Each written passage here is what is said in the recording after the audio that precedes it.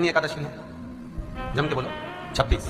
जो भगवान विष्णु के पास जाकर निवेदन करी थी वो निर्जला था, निर्जला। इसलिए सारी एकादशियों में निर्जला एकादशी की महत्वता शास्त्र प्रमाण करता है महाराज। पर हिंदू धर्म के 3 व्रत ऐसे बता दिए जिन व्रतों का पुण्य समाप्त नहीं हुआ। हिंदू धर्म के 3 व्रत ऐसे हो गए जिनका पुण्य समाप्त नहीं हुआ महाराज। क्यों? जिनका पुण्य प्रबलता में बढ़ता गया। पहले नंबर पर एकादशी,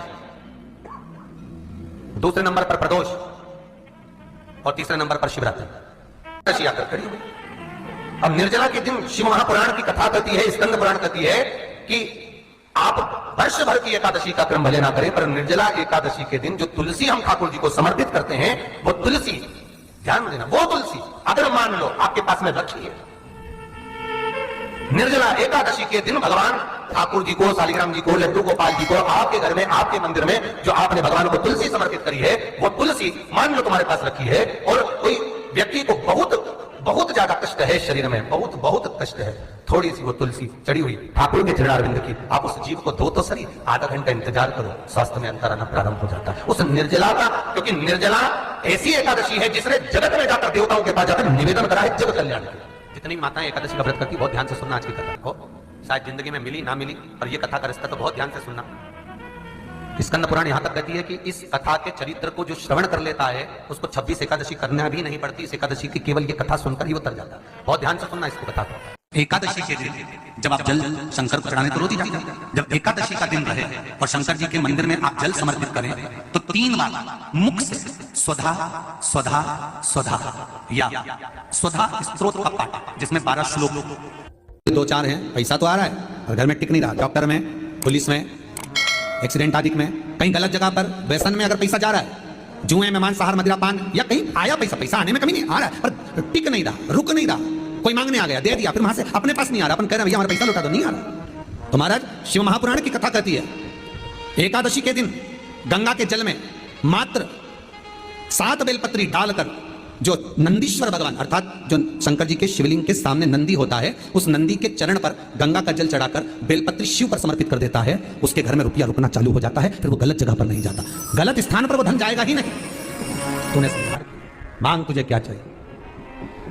एकादशी ने भगवान विष्णु से कहा, नाथ प्रभु वर दे दो, मृत्यु लोक में जो मनुष्य मेरा व्रत करेगा, चाहे जलचर, थलचर, वायुचर या सांसारिक मनुष्य मेरा अगर एकादशी का व्रत करेगा, प्रभु उसके यहां धन धान्य वैभव सुख संपदा बढ़ेगी और उस जीवात्मा को नरक नहीं भोगना पड़ेगा, सीधे वैकुंठ का उसको वास मिलेगा।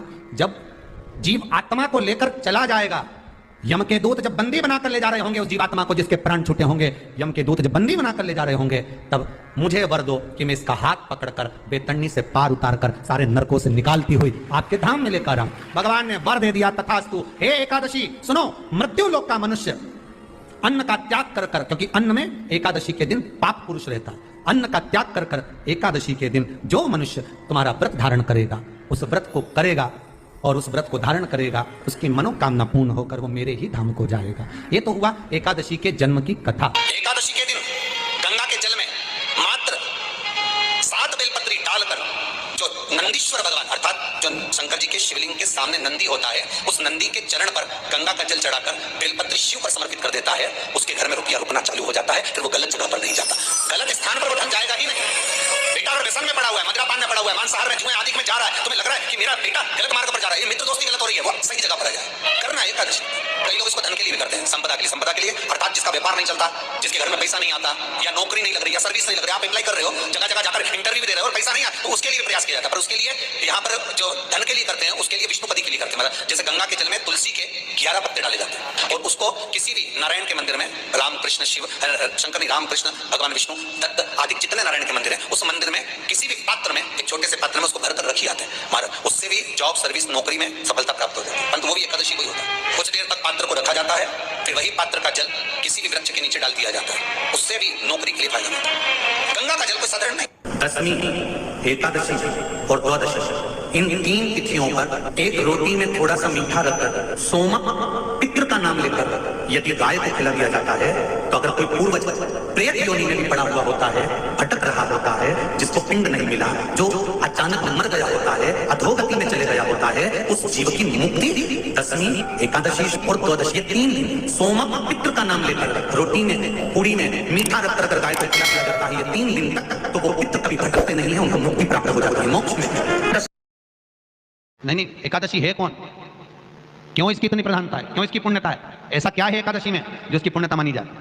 कौन है ये जो भगवान नारायण तक एकादशी का व्रत करते हैं? सुभद्रा जी को भगवान जगन्नाथ ने, जगदीश ने एकादशी का व्रत कराया था। बद्रीनारायण भगवान को माता लक्ष्मी ने एकादशी का व्रत कराया था। क्यों?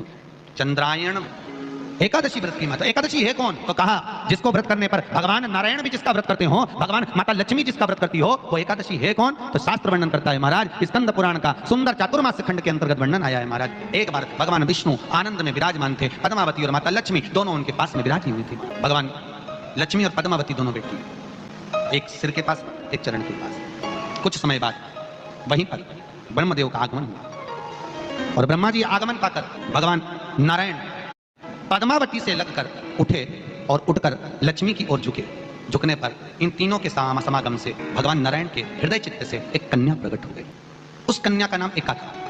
क्या नाम था? एका। अब 10 उसके गुण इतने प्रबल थे, वो 10 गुण उसके बड़े प्रबल थे कि वो एका जिसको निहारती थी उसको संपदावान बना देती थी, जिसको देख लेती थी उसके जीवन में वो आनंद की अनुभूतियां करा देती थी। एका जिस मार्ग से जाती थी उस मार्ग के द्वार खोल देती थी। एका का पुण्य इतना पुण्य प्रखर। पद्मावती और लक्ष्मी ने कहा महाराज ये बेटी आपके द्वारा निर्मित हुई है, इसका कन्यादान करना चाहिए। हमारे यहाँ हिंदू धर्म में रीति है, जिस दिन कन्यादान करा जाता है उस दिन व्रत रखा जाता है। अब आजकल लगते हैं कि मालूम नहीं, और कन्यादान करते समय व्रत रखा जाता है। व्रत रखना, एका का कन्यादान करना है। भगवान बोले कन्यादान करें, किसको दें?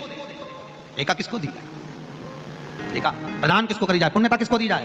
भगवान नारायण ने उसी समय लक्ष्मी और पद्मा से पूछा, तुम एकादशी के दिन जब आप जल शंकर को चढ़ाने तो रोज ही जाते हैं। जब एकादशी का दिन रहे और शंकर जी के मंदिर में आप जल समर्पित करें तो 3 बार मुख से स्वधा स्वधा स्वधा या स्वधा स्त्रोत का पाठ, जिसमें 12 श्लोक 2-4 हैं। पैसा तो आ रहा है और घर में टिक नहीं रहा। डॉक्टर में, पुलिस में, एक्सीडेंट आदि में, कहीं गलत जगह पर, व्यसन में अगर पैसा जा रहा है, जुए में, मांसाहार, मदिरा पान, या कहीं आया पैसा आने में कमी नहीं, आ रहा है पर टिक नहीं रहा, रुक नहीं रहा। कोई मांगने आ गया, दे दिया, फिर वहां से अपने पास नहीं आ रहा, अपन कह रहे हैं भैया हमारा पैसा लौटा, तो नहीं आ रहा। तो महाराज शिव महापुराण की कथा कहती है एकादशी के दिन गंगा के जल में मात्र 7 बेलपत्री डालकर जो नंदीश्वर भगवान अर्थात जो शंकर जी के शिवलिंग के सामने नंदी होता है, उस नंदी के चरण पर गंगा का जल चढ़ाकर बेलपत्री शिव पर समर्पित कर देता है, उसके घर में रुपया रुकना चालू हो जाता है। फिर वो गलत जगह पर नहीं जाता, गलत स्थान पर वो धन जाएगा ही नहीं। तूने समझा, मांग तुझे क्या चाहिए? एकादशी ने भगवान विष्णु से कहा, नाथ प्रभु वर दे दो, मृत्यु लोक में जो मनुष्य मेरा व्रत करेगा, चाहे जलचर, थलचर, वायुचर या सांसारिक मनुष्य मेरा अगर एकादशी का व्रत करेगा, प्रभु उसके यहां धन धान्य वैभव सुख संपदा बढ़ेगी और उस जीवात्मा को नरक नहीं भोगना पड़ेगा, सीधे वैकुंठ का उसको वास मिलेगा। जब जीव आत्मा को लेकर चला जाएगा, यम के दूत जब बंदी बनाकर ले जा रहे होंगे उस जीवात्मा को, जिसके प्राण छूटे होंगे, यम के दूत जब बंदी बनाकर ले जा रहे होंगे, तब मुझे वर दो कि मैं इसका हाथ पकड़कर बेतन्नी से पार उतारकर सारे नरकों से निकालती हुई आपके धाम में लेकर आऊं। भगवान ने वर दे दिया, तथास्तु। हे एकादशी सुनो, मृत्यु लोक का मनुष्य अन्न का त्याग कर कर, क्योंकि अन्न में एकादशी के दिन पाप पुरुष रहता है, अन्न का त्याग कर कर एकादशी के दिन जो मनुष्य तुम्हारा व्रत धारण करेगा, उस व्रत को करेगा और उस व्रत को धारण करेगा, उसकी मनोकामना पूर्ण होकर वो मेरे ही धाम को जाएगा। ये तो हुआ एकादशी के जन्म की कथा। एकादशी के दिन गंगा के जल में मात्र 7 बेलपत्री डालकर जो नंदीश्वर भगवान अर्थात जो शंकर जी के शिवलिंग के सामने नंदी होता है, उस नंदी के चरण पर गंगा का जल चढ़ाकर बेलपत्री शिव पर समर्पित कर देता है, उसके घर में रुपया रुकना चालू हो जाता है। फिर वो गलत जगह पर नहीं जाता, गलत स्थान पर वो धन जाएगा ही नहीं। बेटा अगर व्यसन में पड़ा हुआ है, मदिरा पान में पड़ा हुआ है, मांसाहार में, जुए आदि में जा रहा है, तुम्हें लग रहा है कि मेरा बेटा गलत मार्ग पर जा रहा है, ये मित्र दोस्ती गलत हो रही है, वो सही जगह पर आ जाए। करना है एकादशी। कई लोग इसको धन के लिए भी करते हैं, संपदा के लिए अर्थात जिसका व्यापार नहीं चलता, जिसके घर में पैसा नहीं आता, या नौकरी नहीं लग रही, या सर्विस नहीं लग रही, आप अप्लाई कर रहे हो, जगह जगह जाकर इंटरव्यू भी दे रहे हो और पैसा नहीं आता, तो उसके लिए भी प्रयास किया जाता है। पर उसके लिए यहाँ पर जो धन के लिए करते हैं, उसके लिए विष्णुपति के लिए करते हैं। मतलब जैसे गंगा के जल में तुलसी के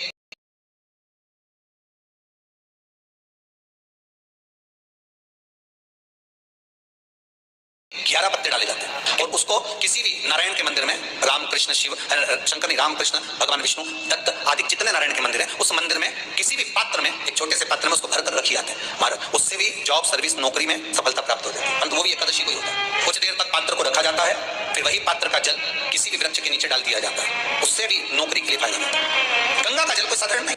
दशमी, एकादशी और द्वादशी, इन 3 तिथियों पर एक रोटी में थोड़ा सा मीठा रखकर सोमक पितृ का नाम लेकर यदि गाय को खिला दिया जाता है, तो अगर कोई पूर्वज प्रेत योनि में भी पड़ा हुआ होता है, भटक रहा होता है, जिसको पिंड नहीं मिला, जो अचानक मर गया होता है, अधोगति में चले गया होता है, उस जीव की मुक्ति दशमी, एकादशी और द्वादशी, 3 दिन सोमक पितृ का नाम लेकर रोटी में, पूरी में मीठा रखकर अगर गाय को खिला दिया जाता है, ये 3 दिन तक, तो वो पितृ कभी भटकते नहीं है, उनको मुक्ति प्राप्त हो जाती है, मोक्ष में।